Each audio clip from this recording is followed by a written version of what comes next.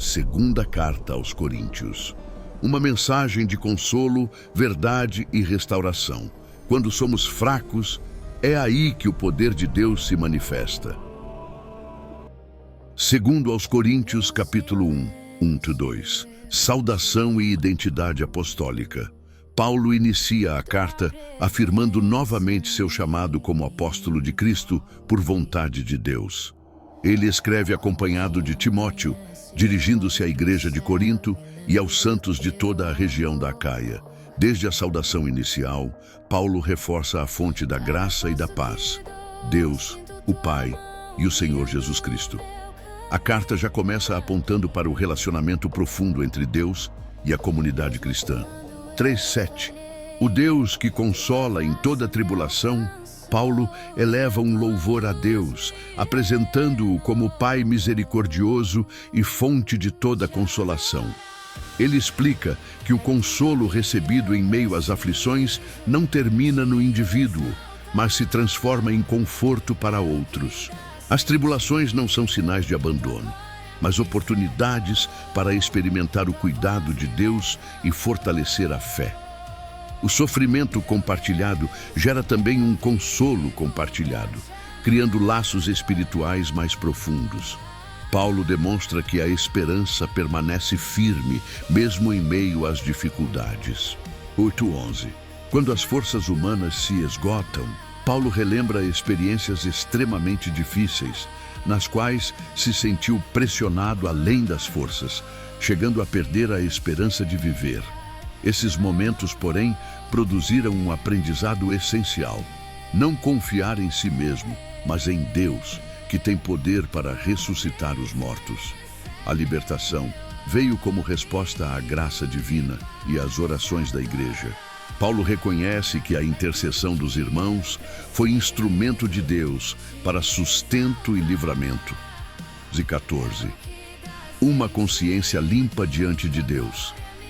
Paulo afirma que sua consciência testifica que ele se conduziu com sinceridade, simplicidade e graça de Deus, e não segundo padrões humanos. Ele destaca a transparência de sua relação com a igreja, lembrando que não há mensagens ocultas ou intenções duplas. O relacionamento entre eles deveria ser motivo de alegria mútua no dia do Senhor. 15:22. Fidelidade, não instabilidade. Paulo responde às críticas sobre seus planos de viagem. Ele explica que suas decisões não foram guiadas por indecisão ou interesses próprios. Em Cristo, as promessas de Deus são firmes e verdadeiras. O Deus que chama também confirma, fortalece e sela os seus com o Espírito Santo, garantindo a fidelidade de sua palavra. Paulo reforça que sua mensagem permanece confiável, independentemente das mudanças circunstanciais. 23-24. Autoridade que edifica, não oprime. Paulo encerra o capítulo explicando que adiou sua visita para poupar a igreja de uma correção mais severa.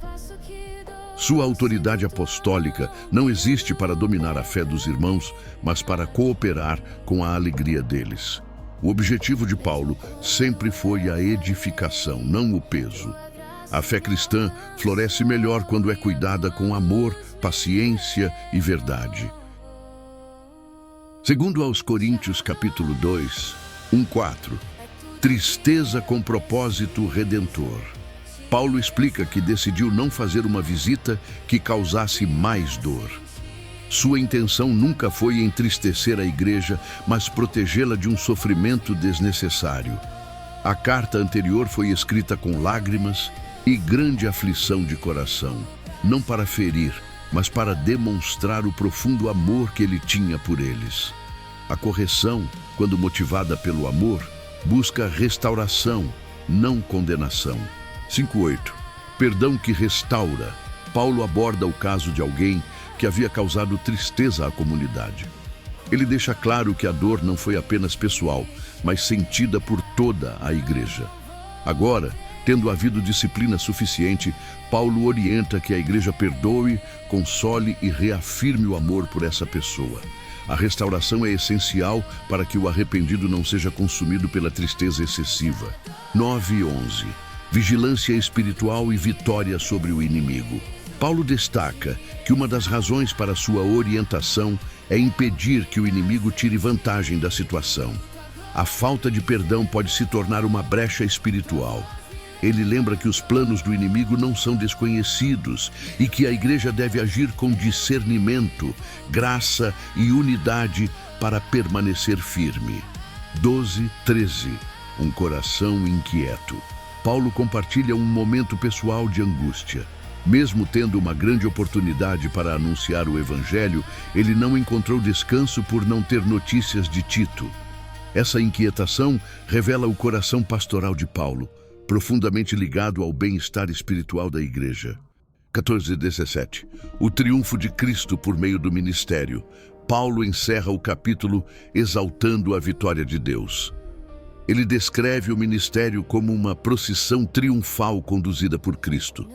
Por meio dos servos de Deus, o conhecimento de Cristo se espalha como um perfume, trazendo vida para alguns e confrontação para outros.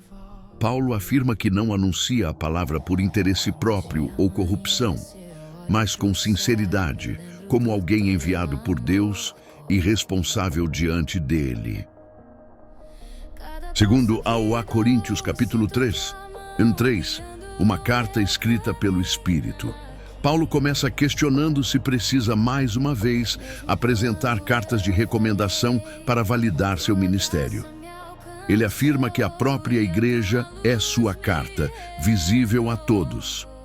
Essa carta não foi escrita com tinta, nem gravada em pedras, mas registrada pelo Espírito do Deus vivo nos corações. O testemunho da transformação da vida dos coríntios confirma a autenticidade do ministério apostólico. 4:6. Suficiência que vem de Deus. Paulo deixa claro que sua confiança não vem de capacidades humanas. Toda suficiência procede de Deus, que o capacitou para ser ministro de uma nova aliança. Essa nova aliança não é baseada na letra que condena, mas no Espírito que dá vida. O foco deixa de ser a mera observância externa e passa a ser a transformação interior. 7:11. Da glória passageira à glória permanente. Paulo compara o ministério da antiga aliança com o da nova. Ele lembra que a antiga aliança foi acompanhada de glória, mas era temporária. A nova aliança, trazida por Cristo, é ainda mais gloriosa, pois produz justiça e vida. O que era passageiro perde seu brilho diante do que é eterno. 12:16. Liberdade para enxergar a verdade. Paulo fala da ousadia que nasce dessa esperança. Ele explica que por muito tempo um véu impediu o entendimento pleno, mas esse véu é removido quando alguém se volta para o Senhor. A transformação começa quando o coração se abre para Deus. A liberdade espiritual surge quando as barreiras são removidas. 17:18. Transformados de glória em glória. Paulo encerra o capítulo declarando que o Senhor é o Espírito, e onde o Espírito do Senhor está, há liberdade. Com o rosto descoberto, os crentes contemplam a glória do Senhor e são transformados à sua imagem, de glória em glória.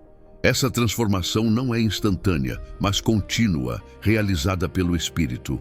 A vida cristã é uma jornada de mudança constante, refletindo cada vez mais o caráter de Cristo. Segundo aos Coríntios, capítulo 4, 1-2. Um ministério sustentado pela misericórdia.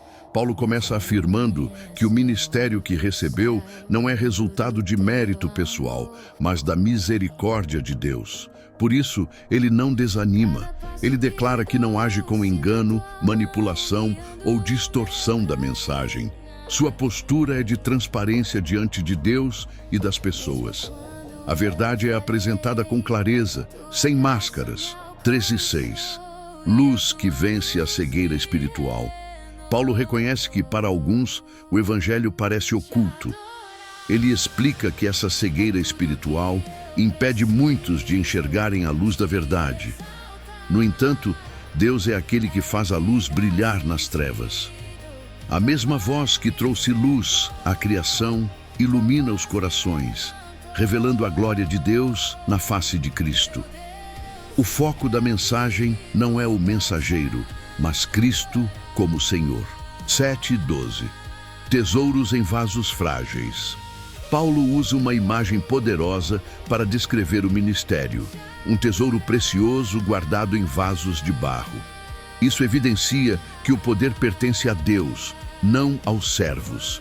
Ele descreve as pressões, perseguições e dificuldades enfrentadas, mas afirma que, apesar de abatidos, não são destruídos.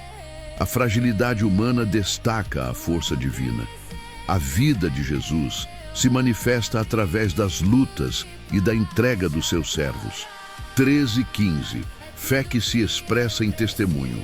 Paulo afirma que crê e por isso fala. A fé verdadeira se manifesta em palavras e atitudes. Ele tem certeza de que Deus, que ressuscitou o Senhor, também ressuscitará seus servos. Essa esperança fortalece o ministério e amplia a gratidão que se espalha para a glória de Deus. 16:18. Olhos fixos no que é eterno. Paulo encerra o capítulo com uma declaração de esperança. Mesmo que o corpo se desgaste, o interior é renovado dia após dia. As aflições presentes são temporárias e produzem um peso eterno de glória. O cristão aprende a não fixar os olhos no que é visível, mas no que é invisível. O que se vê é passageiro, o que não se vê é eterno. Segundo aos Coríntios capítulo 5, 1-5, a esperança da morada eterna. Paulo começa falando sobre a fragilidade da vida presente. Ele compara o corpo humano a uma tenda temporária, sujeita ao desgaste e à dissolução.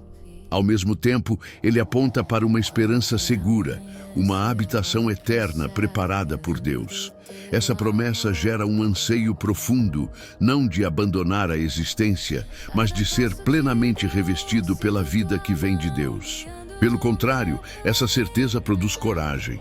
Estar com o Senhor é a esperança final, e essa confiança sustenta o coração mesmo diante das incertezas da vida. 9:10. Viver para agradar a Deus. Paulo declara que o objetivo da vida cristã é agradar a Deus. Esteja a pessoa vivendo neste mundo ou já na presença do Senhor. Ele lembra que todos comparecerão diante de Deus para prestar contas da própria vida. Essa realidade não é apresentada como ameaça, mas como um chamado à responsabilidade, à integridade e à fidelidade. 11:13. Um ministério movido pelo temor e pelo amor.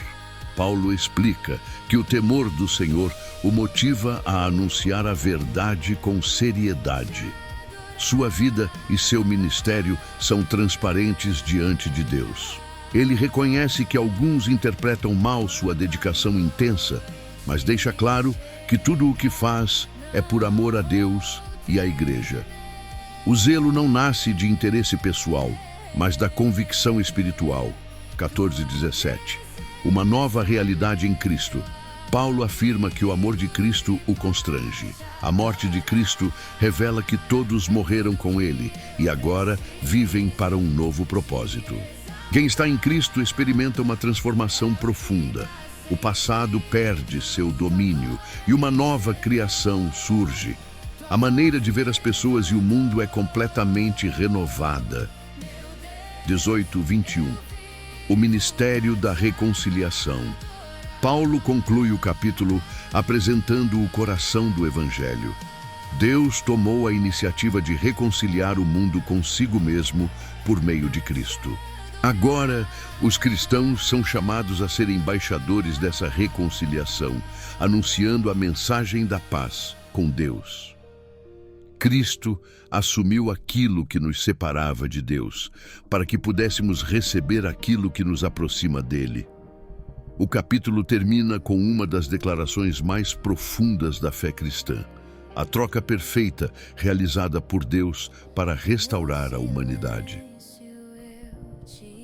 Segundo aos Coríntios, capítulo 6, 1-2. O tempo favorável de Deus. Paulo começa lembrando que o ministério cristão acontece em cooperação com Deus. A graça recebida não deve ser desperdiçada nem adiada. Ele declara que o tempo da salvação não é algo distante ou futuro, mas um momento presente. Deus age agora, e a resposta à sua graça não deve ser postergada. 3:10. Um ministério aprovado pela perseverança. Paulo descreve as marcas do verdadeiro ministério. Ele se esforça para não colocar obstáculos diante de ninguém, para que o evangelho não seja desacreditado. Ele lista as muitas aflições enfrentadas, pressões, perseguições, privações e sofrimentos. Ao mesmo tempo, destaca virtudes espirituais que sustentam o ministério: paciência, pureza, conhecimento, bondade, amor sincero e poder de Deus. Mesmo em meio a aparentes contradições, honra e desonra, tristeza e alegria, pobreza e riqueza espiritual, Paulo permanece firme, mostrando que a força vem de Deus. 11:13. Um coração aberto. Paulo fala de forma pessoal e afetuosa. Ele afirma que seu coração está completamente aberto à igreja. Se há distanciamento, ele não vem da parte de Paulo, mas da resposta deles. Ele pede que a igreja corresponda com a mesma abertura e amor, como filhos espirituais. O relacionamento pastoral é marcado por sinceridade e afeto genuíno. 14:16. Chamados à separação espiritual. Paulo faz uma exortação clara sobre alianças espirituais. Ele orienta os cristãos a não se prenderem a relacionamentos que comprometem sua fé. Ele destaca o contraste entre luz e trevas, justiça e injustiça, Cristo e aquilo que se opõe a ele. A comunhão com Deus exige fidelidade e discernimento. A igreja é o templo vivo de Deus, onde ele habita. 17:18. Um chamado à santidade e filiação. Paulo conclui o capítulo com uma promessa poderosa. Deus chama seu povo a se afastar daquilo que o contamina, oferecendo em troca um relacionamento profundo. Deus se apresenta como Pai, e seus filhos são chamados a viver em pureza e comunhão com Ele. A separação do mal não é perda, mas ganho de intimidade com Deus. Segundo aos Coríntios, capítulo 7, um chamado à purificação completa. Paulo inicia o capítulo lembrando as promessas de Deus feitas ao seu povo. Essas promessas motivam os cristãos a viverem uma vida de purificação, tanto exterior quanto interior. O temor reverente a Deus conduz à santidade completa. A fé não é apenas crença, mas transformação prática do caráter e da conduta. Dia 4. Reconstruindo a confiança. Paulo pede espaço no coração da igreja. Ele afirma, com consciência tranquila, que não prejudicou ninguém, nem se aproveitou de ninguém. Mesmo após correções difíceis, ele reafirma seu amor e sua confiança na igreja. Sua alegria e orgulho por eles são evidentes, mesmo em meio às tribulações. 5:7. Consolo que chega no tempo certo. Paulo relata um período de grande aflição. Por fora, havia lutas, por dentro, temores. O consolo veio por meio da chegada de Tito, que trouxe boas notícias sobre a resposta da igreja. O arrependimento, o zelo e o carinho dos coríntios renovaram a alegria de Paulo. Deus se revela como aquele que consola os abatidos. 8:12. Tristeza que conduz ao arrependimento.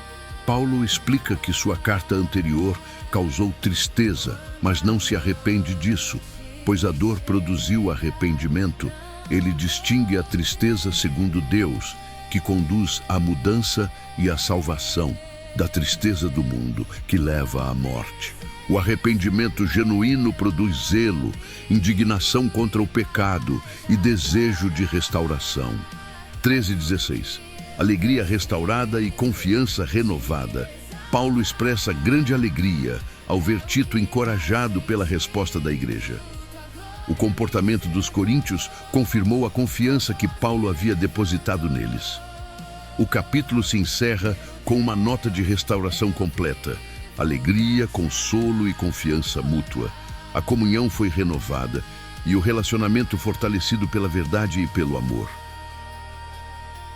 Segundo aos Coríntios, capítulo 8, 1-5, a graça revelada na generosidade.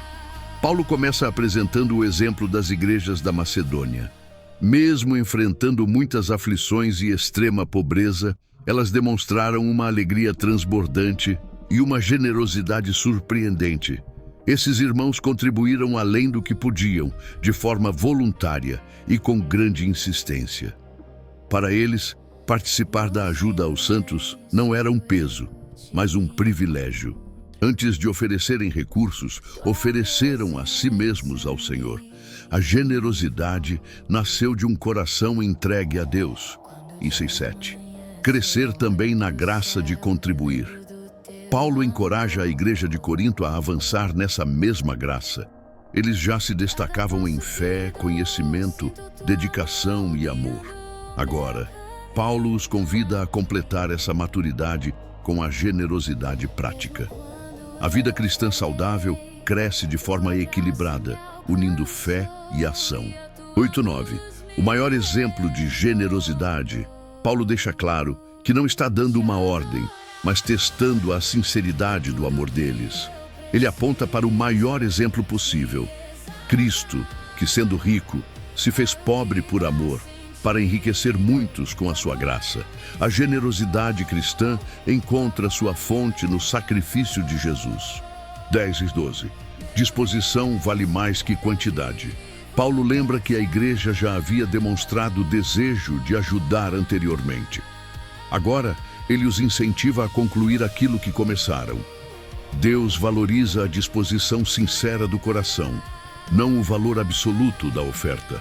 A contribuição aceitável é aquela feita conforme o que cada um tem e não conforme o que não tem. 13:15. Igualdade e cuidado mútuo.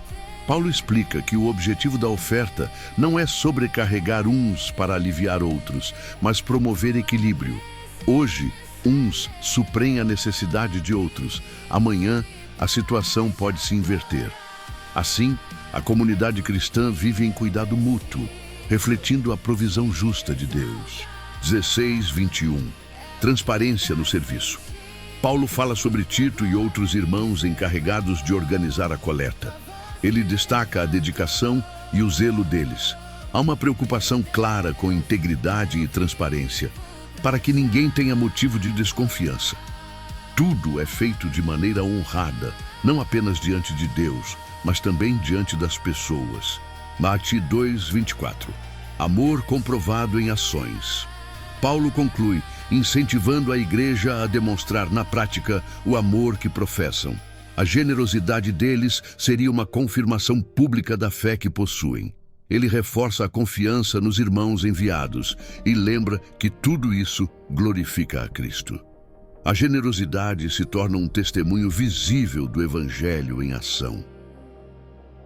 Segundo aos Coríntios, capítulo 9, 1-5.